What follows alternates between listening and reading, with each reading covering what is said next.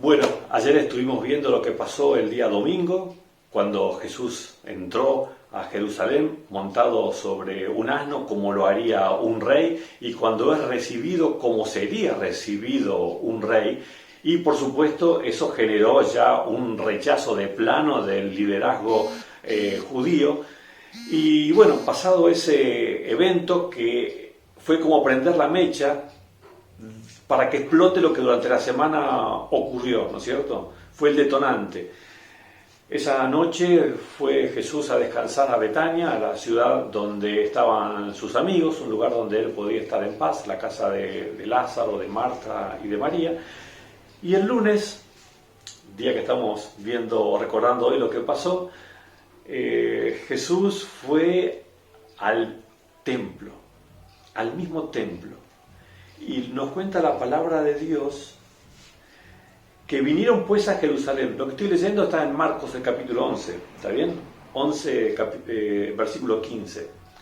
Ahí dice: vinieron pues a Jerusalén, y entrando Jesús en el templo, empezó a echar fuera a los que vendían y compraban en el templo. Volcó las mesas de los cambistas y las sillas de los que vendían palomas. Tal vez debería explicar qué era esta situación. Estaba comenzando la semana de la Pascua.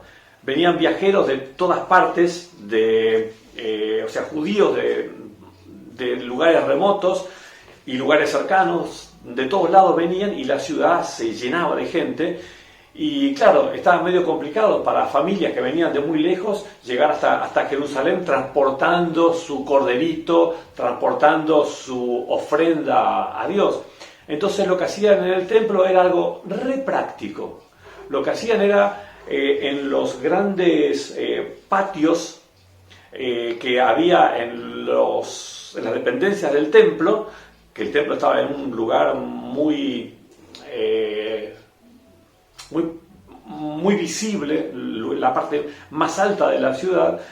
Los patios, los atrios del templo se habían convertido en lugares donde se vendía, una solución re práctica, ¿no?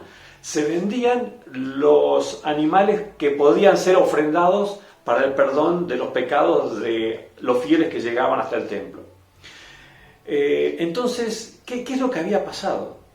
Lo que había pasado es que, así como la ciudad y los alrededores estaban atestados de gente, los atrios y dependencias del templo estaban atestados de mercaderes, de gente que vendía los sacrificios para que las personas viniesen simplemente con dinero, pagaban el animal y ofrecían el animal que habían pagado, y era una solución muy práctica. Pero, bien, cuando Jesús ve esa situación, Jesús ve mucho más allá de lo que está delante de los ojos y de lo que la gente ve, porque por ahí quien tenía plata no se hacía mucho problema, porque decía, bueno, qué práctico, ¿no? Pago y ya está. Pero Jesús veía más allá de esto, se da cuenta del desastre que implica lo que está pasando. Entonces dice el versículo 16 que lo que leímos recién, ¿no es cierto?, que volcó las mesas de los cambistas y las sillas de los que vendían palomas, y no consentía que nadie atravesara el templo llevando utensilio alguno. Y les enseñaba diciendo: ¿no está escrito, mi casa será llamada casa de oración para todas las naciones? Pero vosotros la habéis hecho cueva de ladrones. ¿Por qué cueva de ladrones? ¿Vendían muy caro? Bueno, sí, pero ese no era el problema. Acá había un robo encubierto de una magnitud infinita. Y contra esto se estaba rebelando Dios. Fíjense las palabras de Jesús. Él les había dicho: mi casa será llamada casa de oración, pero ustedes la convirtieron en cueva de ladrones. Fíjense en qué consistía este robo encubierto. La cuestión era así: si vos eras una persona que tenía dinero, no tenías mayor problema, esto estaba buenísimo, porque llegabas al lugar, pagabas el dinero, de paso si tenías plata pagabas un buen sacrificio, cosa que, según tu pensamiento, cubra muchos pecados. Pagabas porque tenías con qué, ofrecías el sacrificio y te volvías tranquilo a casa, ¿no? Qué bueno, ya está, listo, arreglé las cuentas, todas las macanas que me mandé ya están arregladas y listo. Aquel que tenía poco dinero se las arreglaba de alguna manera también. Quizás compraba una ofrenda menor y bueno. Y el que no tenía dinero, ¿qué hacía? Porque era muy pobre, no iba a tener derecho al perdón. Fíjense el robo a gran escala que se hacía a todos los estratos de personas que se presentaban delante del templo. El que no tenía, creía que no tenía acceso al perdón porque no tenía con qué comprar un sacrificio. Los que tenían para comprar un sacrificio grande o chico creían que por ese dinero que estaban poniendo para comprar un sacrificio estaban obteniendo el perdón que estaban buscando. Todos estaban engañados porque ni de una ni de otra manera Dios quería que se entienda que en su casa es el lugar donde se manifiesta la gracia divina y donde se debe entender la gratuidad del perdón. Porque el precio infinito del pecado lo estaría pagando dentro de apenas 4 días el Cordero de Dios, Jesús. Él pagaría con su sangre, con su vida, sin que haya que poner plata para eso. Pero claro, esto era un negocio espectacular para mantener el templo, para los líderes, que cada uno tenía su cuotita de beneficio con las ventas que se hacían, ¿no?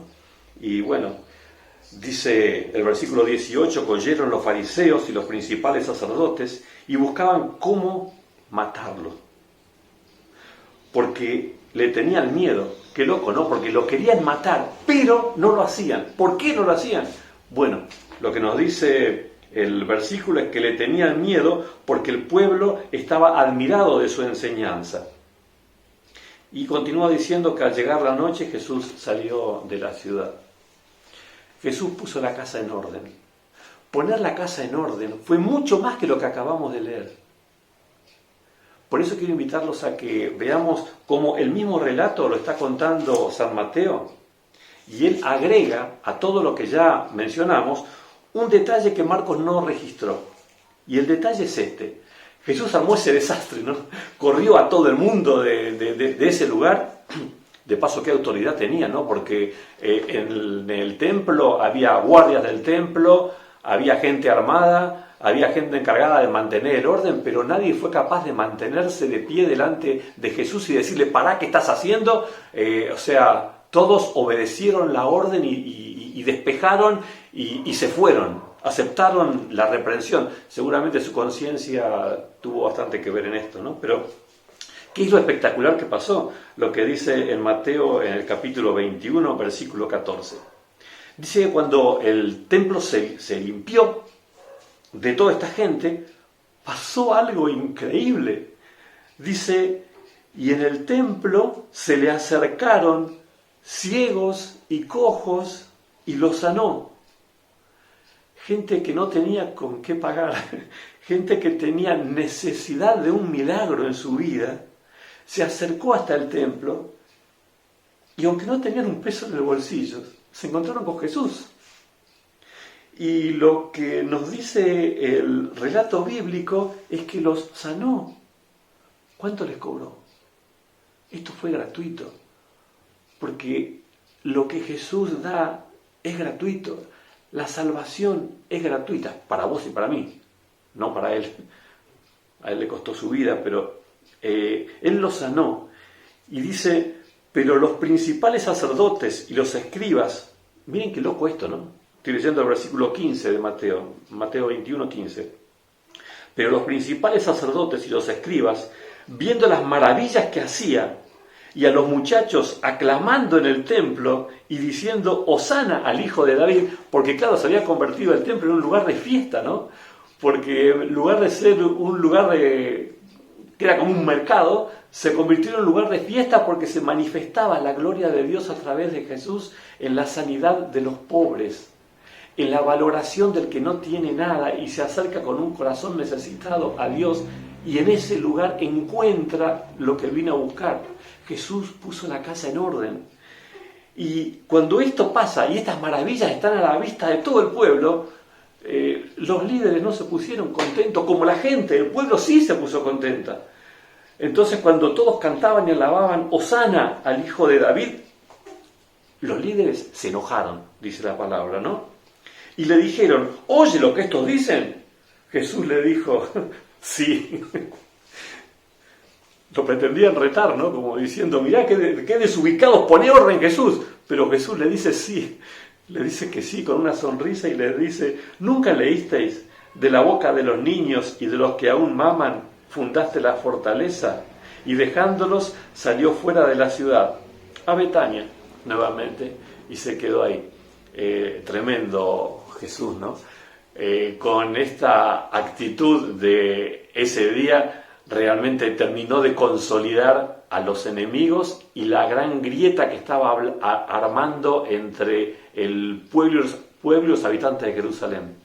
Los que con sencillez aceptaban a Jesús y recibían el milagro de la bendición divina, recibían la sanidad y recibían lo más importante de todo en esa semana de Pascuas, cargados con problemas, cargados con los pecados de su historia, llegaban al templo y en Jesús encontraban que no había un condicionamiento para recibir el perdón, sino que Él les estaba diciendo que estén tranquilos y que la misericordia de Dios se manifestaría, porque ese lugar, el templo, era el lugar donde la misericordia de Dios se manifiesta. Esta maravilla que Jesús hizo fue el segundo paso que Jesús dio para asegurar su propia muerte el día viernes. Porque así son las cosas, ¿no? Dios puso las cosas en orden en la persona de Jesús, pero los líderes no lo soportaron. No lo soportaron. Ya venían desde el día anterior maquinando cómo hacer para matarlo. Tenían un problema y por eso no lo hicieron. El problema era el respaldo popular tremendo que Jesús tenía. Por eso se lo estaban aguantando. Pero los planes avanzaban. Ya tenían un par de ideas en mente. En la semana lo perfeccionarían y ejecutarían a Jesús. Pero hasta este momento tenemos a un Jesús que va con pie firme para lograr el propósito por el que Él se hizo hombre y vino hasta acá. Vino a poner las cosas en orden, a que conozcamos quién es Dios y a dar su vida para salvarnos. Mañana seguiremos acompañando a Jesús en los pasos que fue dando durante esta semana de la Pasión.